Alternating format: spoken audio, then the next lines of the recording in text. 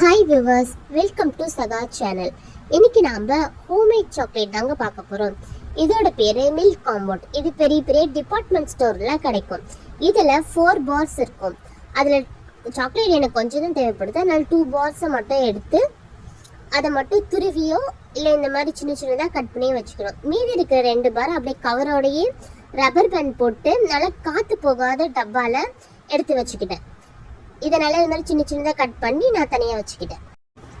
Double boiling method தான் இன்னைக்கு chocolate செய்ய போகிறோம். அதுக்கு ஒரு பாத்திரத்தை எடுத்து அடுப்பில் வச்சுட்டு போதுமான அளவு அதில் தண்ணி ஊற்றிக்கணும். அதுக்கு மேலே இன்னொரு பாத்திரத்தை எடுத்து வச்சுட்டு இந்த துருவி வச்சுருந்தோம்ல அந்த சாக்லேட்டை அதுக்குள்ளே போடணும். போட்டு ஸ்பூனாலேயோ இல்லை விஸ்க் வச்சுருந்தா அதாலேயோ இந்த மாதிரி கிளறி விட்டுட்டு இருக்கணும். இப்போ அது கொஞ்சம் கொஞ்சமாக உருகிறது உங்களுக்கே தெரியும். இப்படி கிளறி விட்டே இருந்தீங்கன்னா கட்டி இல்லாமல் நல்லா ஸ்மூத்தாயிடும். இதில் கொஞ்சம் டேஸ்ட்காக நான் பட்டை யூஸ் பண்ணிட்டுருக்கேன். அப்புறம் நம்ம சாக்லேட் மோல்டில் கொஞ்சம் கொஞ்சமாக நம்ம தேவையான ஷேப்பில் மோல்டு எடுத்துகிட்டு உருக்குன இந்த சாக்லேட்டை கொஞ்சம் கொஞ்சமாக ஸ்பூனால ஊற்றிட்டுருக்கேன். நடுநடுவில் கொஞ்சம் நட்ஸ் எல்லாம் நான் வச்சுருக்கேன். எல்லாத்தையும் ஊற்றி முடிச்சுட்டு 2 தடவை அந்த மோல்டை டேப் பண்ணணும்.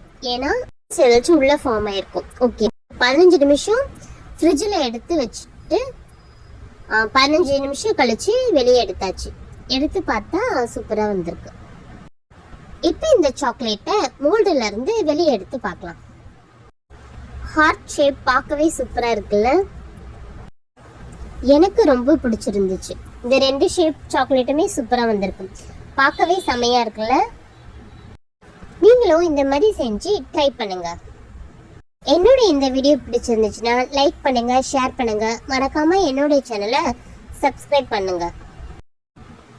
வேற ஒரு வீடியோவில் நான் மீட் பண்ணுறேன். Bye friends and viewers.